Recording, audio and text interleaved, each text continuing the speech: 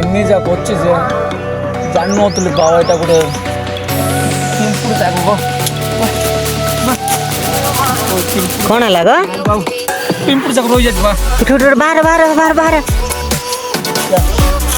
ते ताके full power रे झुकेगा नहीं साला बोली ताके पूरा काढ़ी दउछन्ती हेले भी मते बहुत साहाय्य करछन्ती आउ देखुथिबे देखु पारथिबे हम अवतार केमत अछि आपण माने देखुथिबे वर्तमान जो हमर कपाबाड़ रोचु आउ देखंतु हम सकाळे उठी उठी मु पळा अछि मोर भाडो केमत हे जायछि आउ आउ देखंतु मो सांगटा जो वर्तमान जो कांदुलो जोट लगाई आम वर्तमान सेठी अच्छु आउ मो सांगटा सेमी लगाइला आमर माँ के लगेले सेटा को आम मैंने काढ़ुचु देखो यहाँ सेमी मत बहुत भल लगे ये सेमी आउटा तो किसी गोटे जुरीनी आउ जोटा जोटा जुरी सेटा को आम काढ़ा पड़ुचे आंके होती मो बाबा आंके मत बहुत साहय करके भी केमती काढ़ाटा जानी पार नी मो का शिखेली एमती काढ़ी पार्चे एमती कर बोली एबे से ट्रेनिंग देवार एबे देखो भल भाव पूरा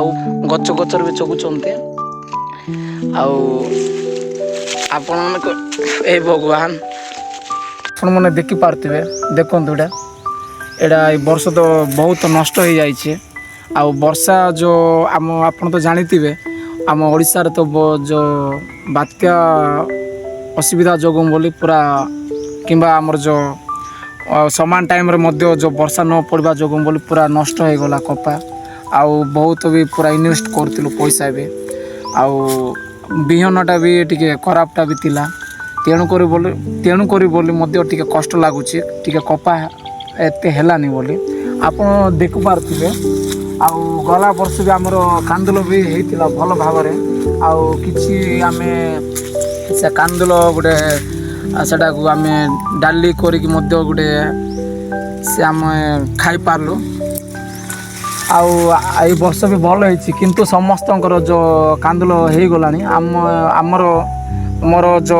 ड्यूटी करवा जोगुं बोली मते असुविधा जोगुं बोली आउ समान टाइम रे औषध न मारिबा जोगुं बोली समान आम देखुथिबे आउ फूल मंजी हे कर रही जाइछे सेतिपाइका बोली मते एबे पर्यंत मध्य मते बहुत कष्ट लागुछि आउ आम घरे भी मते गाली करछन्ते जे तू आगे माने आगे जो औषध मार देथिले एबे आमे कांदुल काढ़ितांते किंबा खाइतांते बोली कहउछन्ती किंबा गाली करछन्ती एबे किछि नाइ सांग माने जदि डेरी कले मध्य आउ गाँ लोक मैंने गाई जाक छाड़देवे आउ किछि आउ चोर लोक मैंने मध्य कांदुल नहीं जीवे से डर आमको भी थी कौन पाई माने वर्ष सारा आउ करा हो वर्षा हो शीत हो आम कष्ट करी आम करुचुना टिके बाधिब आउ एत कष्ट करवाटे आम गोटे किछि न खाइले कि घरे किछि न नेले तो आमको कष्ट लागिब ना तेणु कर बोली मते भी दुख लागुछि आउ जहाँ भी आपन देखु पारथिबे एटा होछि कांदुल भल भाव जो गच जाक देखुए पूरा मोटा मोटा देखो भीतर मुझे देखे दौचे आसे गो देखुए गच जाक कांदुल गच जाक एत भल भाव मोटा मोटा होले भी ऊपर भी मस्त हो जो फूल आउ धीरे धीरे आउ होची मंजी जाक होची आउ किछि दिन पर एटा भी हो ता जो बोली आउ ये गाइड करवा पड़ो आउ मत कौन पाई बोले आउ घरे आउ एत दूर बाट हो जाऊँ तो घर लोक मैंने भी आउ गाइड करवाटा भी असुविधा हो तो तेणुक मुझे गाइड करवा पड़ो आउ मोर ड्यूटी टाइम हो जाऊँगी आउ ड्यूटी टाइम हेले तो कि ड्यूटी टाइम थिले सियाड़े ड्यूटी रे रही जाई पारबिनी कि नले इयाड़े देखा भी हेनी तेणुक बोली मत भी बहुत असुविधा हो वर्तमान जो कांदुल कराई से मझी जो रास्तार मु ठिया आउ दुई साइड हो देख दुई साइड भी कांदुल लगाई आउ गच जाक भी एत मोटा मोटा हो मत बहुत भल लगुच आमर कपा तो नष्ट है आउ कांदुल भी नष्ट हो भावी किंतु भल हो किछि दिन पर देखो यार देखु आउ किछि दिन पर मध्य आउ कांदुल भी हवा चांस अच्छी तेणुक बोली मुझे गाइड कले आउ भल भाव हेले ଆଉ କିଛି ଘରେ ନେବାକୁ ପଡ଼ିବ ଆଉ କିମ୍ବା ଖାଇବାକୁ ଆମକୁ ମିଳିବ ତା ଆଶାରେ ବୋଲି ଆମେ ଜଗିଛୁ।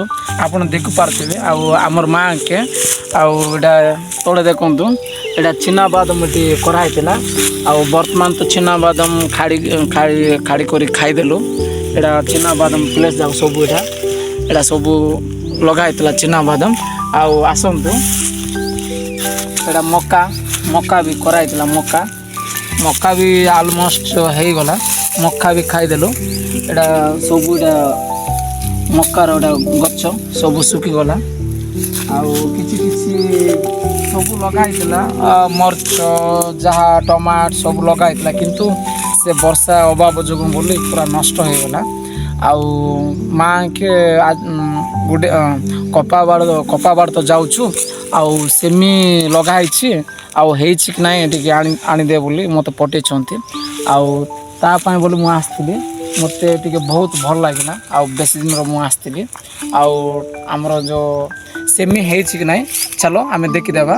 ଯଦି ହେଇଛି ବୋଲେ ନେବା ଆଉ ତରକାରୀ କରିକି ଖାଇବାକୁ ପଡ଼ିବ ନା। ଚାଲ ବାହାରେ ଯାହା ସେମି ହେଇଥିଲା ବର୍ତ୍ତମାନ ସେଇଟା କାଢ଼ିଦେଲୁ।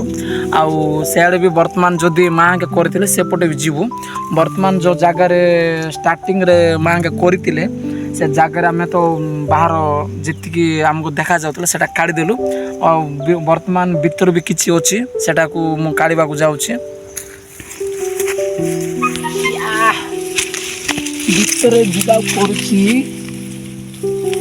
କାଢ଼ୁଛି ରବ। ହଁ କାଢ଼ୁଛି ସାଙ୍ଗମାନେ ହେଲେ ତାଙ୍କେ କେବେ କାଢ଼ି ନାହାନ୍ତି।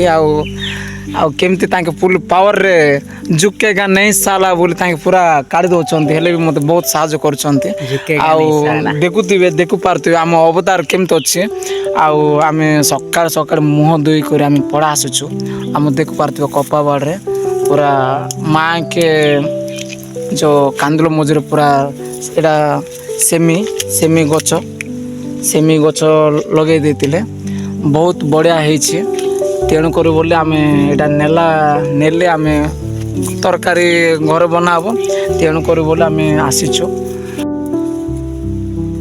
ଆଉ ଓଇ ସେମି ଯାକ ଅଛି ଯେ ଜାଣିନଥିଲି ବାବା ଏଇଟା ଗୋଟେ ପିମ୍ପୁଡ଼ି ଯାକ କଣ ହେଲା ଗୋ? ପିମ୍ପୁଡ଼ି ଯାକ ରହିଯାଇଛି ବା। ବାହାର